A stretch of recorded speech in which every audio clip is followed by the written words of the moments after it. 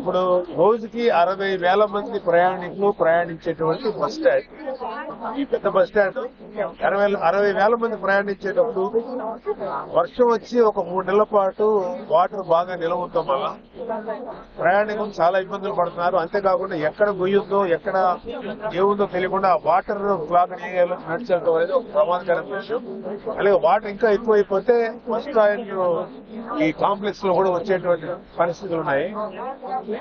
ఇదేంటంటే నేను అడిగినప్పుడు ఏంటంటే వాటర్ పీసి బయటికి మెయిన్ డే అండ్ నైట్ దీంట్లో జంక్షన్ డ్రైన్ లో కలుపుతామని వీళ్ళు ఆలోచిస్తున్నారు.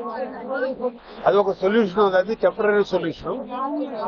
మాట్లాడిన దాన్ని బట్టి నాకు అర్థమైంది ఏంటంటే యాక్చువల్ గా బస్ స్టాండ్ తాలూకు ఇంటిగ్రేటెడ్ బస్ స్టాండ్ కనుక క్రియేట్ చేయగలిగితే బస్ స్టాండ్ లో లెవెల్ నుంచి కొంచెం హైట్ లేపితే అన్ని రకాలుగా ఉపయోగపడుతుంది. వాటర్ నిల్వ ఉండడం తగ్గుతుంది.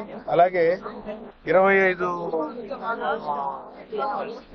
ప్లాట్ఫామ్స్ ఉన్నది ఇంచుమించు 40 ప్లాట్ఫామ్స్ డెవలప్ చేయొచ్చు. అలాగే అలా డెవలప్ అయిన తర్వాత ఈ ఏరియానికి కొంచెం ఆర్టీసీ వారికి ఉపయోగపడేలాంటి కమర్షియల్ గా కూడా ఇన్కమ్ జనరేటెడ్ ఇగా మార్చచ్చు. నేను కొంచెం డీటెయిల్స్ తీసుకుంటున్నాను. నెక్స్ట్ కౌన్సిల్ మీటింగ్ లో ఈ ప్రపోజల్ వారి ముందు పెడతాను. ఆర్టీసీ ఏదైతే మన ట్రాన్స్పోర్ట్ మినిస్టర్ గా ఉన్నారో వారి ముందు పెడతాను. అలాగే దీన్ని కొంచెం పైకి తీసుకెళ్లి అందరితో మాట్లాడి, అంటే ఇప్పుడు ఆంధ్రప్రదేశ్ లో చాలా బస్ స్టాండ్స్ అంటే లో లెవెల్లో పల్ల ప్రాంతాల్లో ఉన్న ఏరియాలో ఉన్న బస్ స్టాండ్స్ అన్ని కూడా చాలా వరకు ఇలాంటి సమస్యలు ఉన్నాయి. కానీ అన్నిటికన్నా హైయెస్ట్ సమస్య శ్రీకాకుళం బస్ స్టాండ్. సో ముందు దీన్ని సాల్వ్ చేసుకోవాల్సిన బాధ్యత మనందరి మీద ఉంది. మేము ఈ విషయాన్ని కొంచెం డీటెయిల్స్ తీసుకొని ఖచ్చితంగా దీన్ని కౌన్సిల్ లో ప్రస్తావించి ఒక కౌన్సిల్ మెంబర్ గా నాకు ఎంతవరకు అవకాశం ఉంది అంతవరకు మీకు ఇది ప్రయత్నం చేస్తానని అది నంబర్ ఆఫ్ ప్రపోజల్స్ ఉన్నాయండి. పీపీటీలో కానీ లేకపోతే డైరెక్ట్ గా ట్రాన్స్పోర్ట్ చేయడం కానీ, అంటే ఇది మెయిన్ గా ట్రాన్స్పోర్ట్ డిపార్ట్మెంట్ లో ట్రాన్స్పోర్ట్ మినిస్ట్రీలో సో పీపీటీ లా కూడా చేయాలని ఒక ప్రపోజల్ ఉంది. అయితే కొంచెం డీటెయిల్ తీసుకుని నిర్ణయం ఇస్తారు.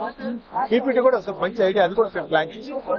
గతంలో కూడా అనేక సార్లు కీప్ చేశారు సార్. చాలా మంది చూసారు. ప్రతి సంవత్సరం కూడా వరదలు వస్తే ఇక్కడ లేని పరిస్థితి, డ్రైనేజ్ వాటర్ కూడా అవును డ్రైనేజ్ వాటర్ పరిష్కారం అనేది సూచించారు సార్. అంటే టైం బౌండ్ ఏమైనా ఉందా? అదే టైం బౌండ్ ఏంటంటే ఇక్కడ వాటర్ ని ఒక లో లెవెల్ ఏరియా తీసుకుని క్యాచ్మెంట్ ఏరియా అక్కడి నుంచి లిఫ్ట్ చేసి డే అండ్ నైట్ జంక్షన్ ద్వారా డైరెక్ట్ నాగాళ్ళు ఒక ఐడియా ఉంది. అది టెంపరీ సొల్యూషన్ అని వాళ్ళే చెప్తున్నారు. మన నారాయణ గారు కూడా అదే మాట చెప్పారు. అయితే దానికంట బెటర్ సొల్యూషన్ చేయగలిగే సొల్యూషన్ ఇంటిగ్రేటెడ్ బస్ స్టాండ్. అది కొంచెం ఖర్చుతో కూడుకున్న పని అయినా అది చేయాల్సిన అవసరం ఉంది.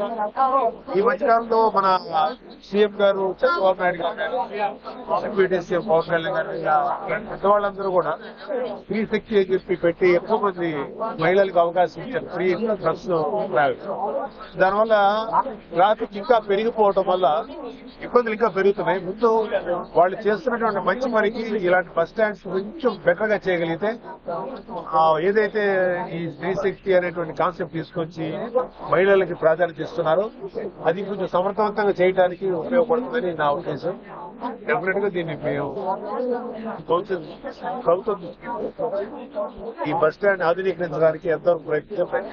మెయిన్ గా నాకు ఇక్కడ వచ్చే శ్రీకాకుళం ఏరియాలో ఉన్నటువంటి ప్రయాణికులు ఎవరైతే ఉన్నారో వాళ్ళ ఇబ్బందులు ఎదుర్కోకూడదు. పిల్ల పాప రకరకాల ఎకనామికల్ ఆర్థికంగా వ్యాధులు కానీ మధ్యతరగతి వాళ్ళు కానీ వీళ్ళందరూ కూడా ఇబ్బంది లేకుండా కంఫర్టబుల్ గా ఉండేలాగా మేము ట్రై చేద్దాం.